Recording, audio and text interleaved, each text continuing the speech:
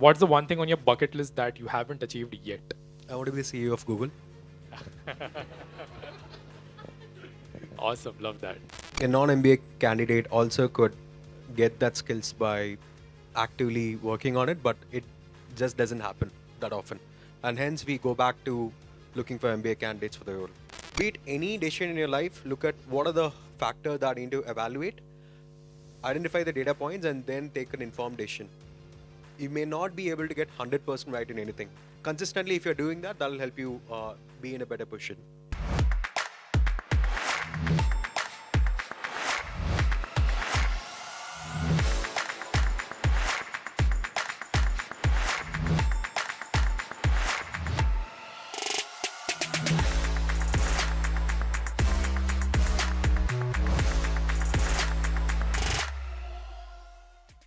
Hello, Hi. my name is Piyush. I'm working as a software developer at JP Morgan. So recently there has been a large trend of layoffs happening in tech world and leaders focusing on leaner teams and less on management stuff and more on engineering culture.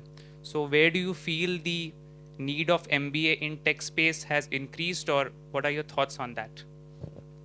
I think it'll be difficult to gauge that. It's a changing world. I was recruiting an intern recently for Eventbrite, and we were looking at MBA grads. Just for the fact that they know how to work in teams, they're more communicative. So it gives you a head start. So definitely for product management roles, you will be given a upper hand. Having said that, a non-MBA candidate also could get that skills by actively working on it, but it just doesn't happen that often. And hence we go back to looking for MBA candidates for the role. I just want to know, how do we decide our specialization? Like, how did you decide your specialization back in like MBA days? We didn't have one. We had general management. I took a lot of HR and OB courses because I felt in an organization, more than the hard skills, the soft skills, the aspects that you need to navigate. Got it. So you need to look at, okay, the past students in finance, what are the companies they have joined, right? Finance, an IMA finance could get you into IB, PE, VC. Even those roles are limited, right? Finance could end up meaning you're doing sales in a bank, right? Is that what you want to do? So it'll be prudent for you to look into what the alumni of Christ who have pursued a, let's say, finance background have done. What are the people who have done marketing have done? Then you also look into your interest, right? So there are multiple factors you need to, any decision, you look into what are the factors you need to weigh in before you take the decision. For you to make a decision on this, you look at career opportunities, you look at your own interest, and you look at the past performance of the candidates. So these are 3 data points I can look at. Be it any decision in your life, look at what are the factors that you need to evaluate, identify the data points, and then take an informed decision. You may not be able to get 100% right in anything, but you're taking a more informed decision, and that will help you consistently. If you're doing that, that'll help you be in a better position. Hi, I just wanted to know, for someone who wants to get into product management, what skills can we learn? Is it anything related to data analytics or agile methods? There are 2 things, right? One is how you clear interviews. That is entirely different from what you do as a product manager. First, you need to clear the interviews to get into product management, and that is different from actually being good at job. So let me speak about what makes you good at job. It's about, do you have a sense of ownership? Are you a logical person? And do you have sufficient emotional quotient? So let's just evaluate these things. Is this a honest person who has sufficient IQ and EQ? You can get the job done because it's not rocket science. But for you to convert the interview, it needs much more, because the number of candidates we get, it's a lot more. Few things I look at is communication. Is the person fluent? Is the person composed? So that itself gives me the idea that, okay, this person is a smart person. That gives the perception. Second, we look at problem solving or first principle thinking. So we give a problem to solve for you. So all the usual things that you see in YouTube videos, right? How to, all the frameworks you do, use the frameworks. That's the easiest way. I mean, even a McKinsey consultant does that, right? Like if you speak in points, it makes you look smarter. So do the same thing. Just follow the videos, and then you'll be able to land the job. In terms of skill set that will help you do the job, again, data analytics is definitely you're looking for, out of 10 skills, is a person able to do at least 3-4 things at the fresher job. So data analytics is definitely a plus. If I have to shortlist resumes, I had 2,000 resumes to shortlist for one position. Few things I was looking was, okay, does this person understand engineering? Someone with a software development background, okay. Someone with good academics, okay, this person is hardworking. Someone who has done design, okay, he has user empathy.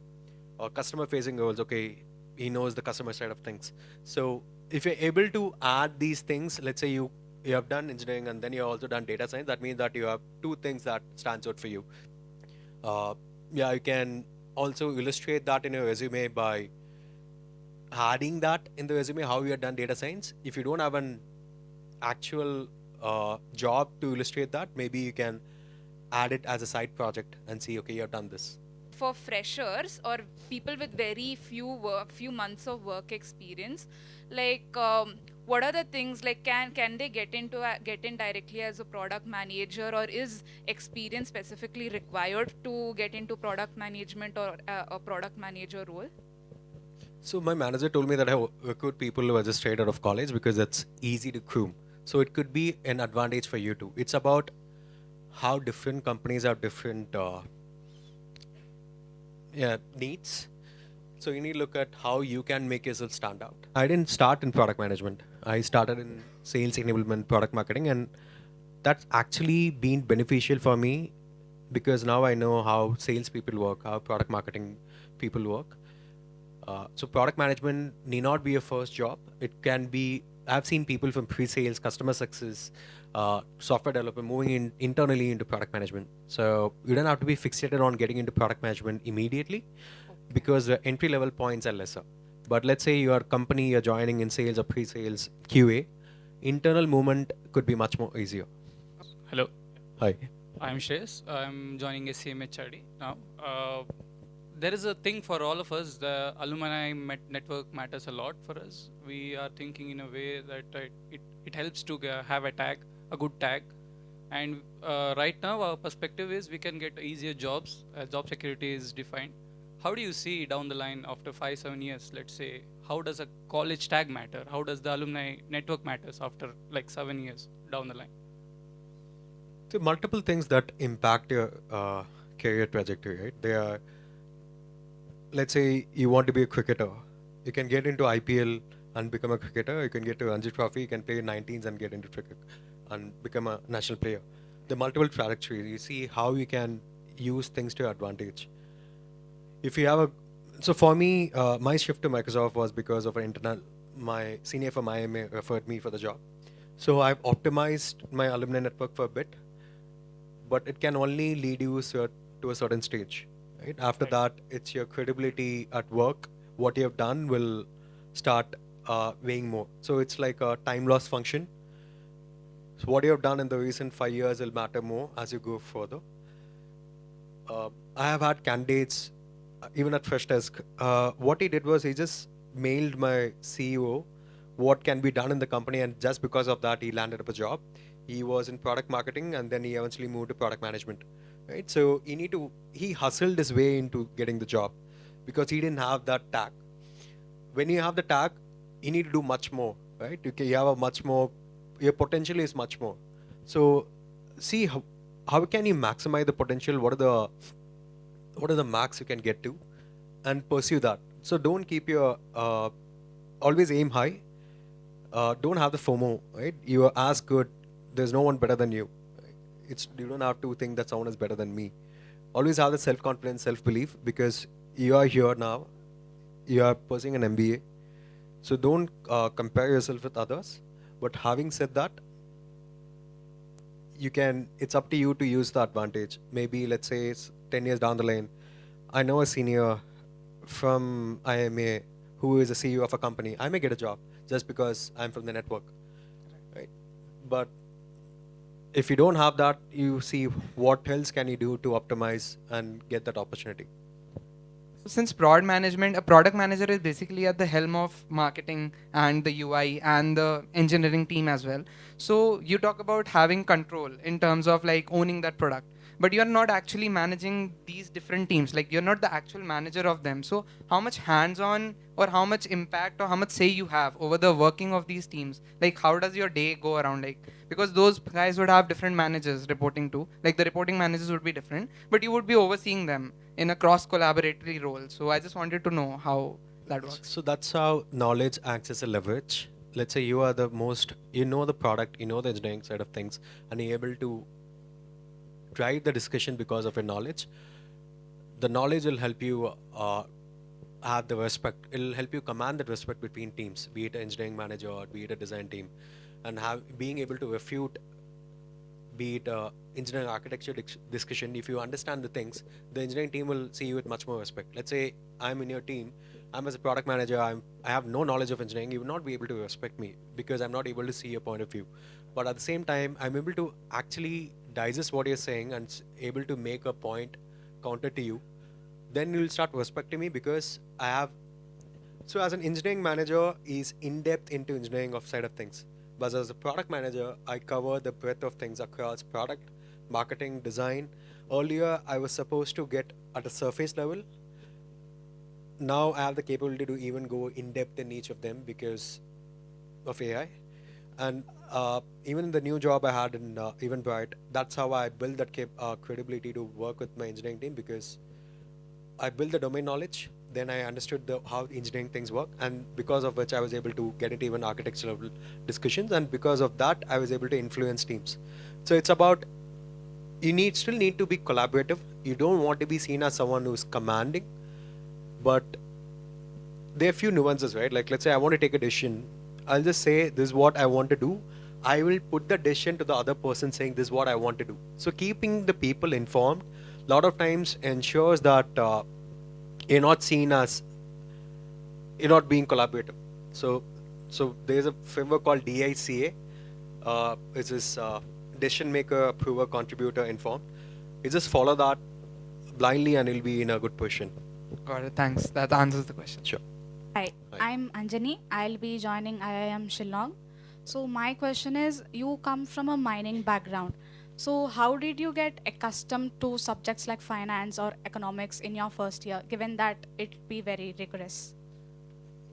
I actually did my BTech and MTech projects in mining finance.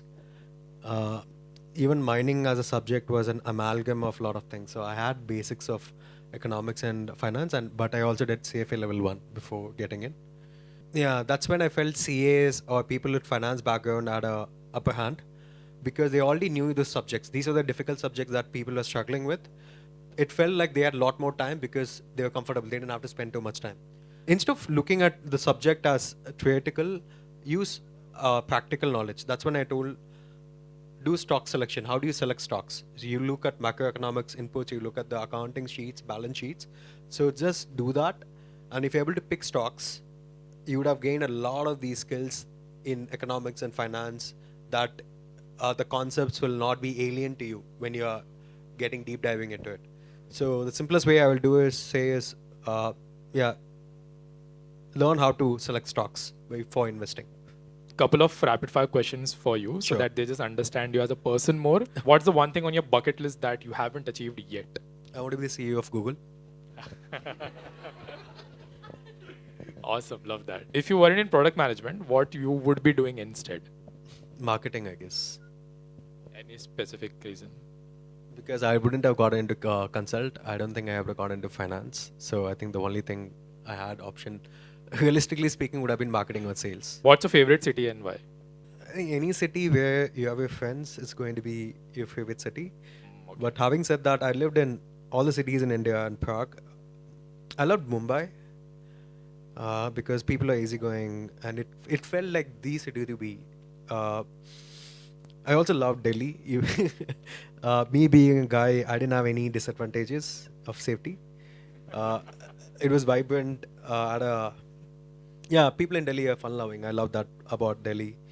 But out of all the cities in India, I would say Hyderabad is the best for me because it has a good balance. Okay, awesome. One last question. What's your favorite mantra or saying that sails you through tough times? This is the saying by this guy called Naval Ravikant. So I had a change in philosophy. I was chasing instant dopamine all my life.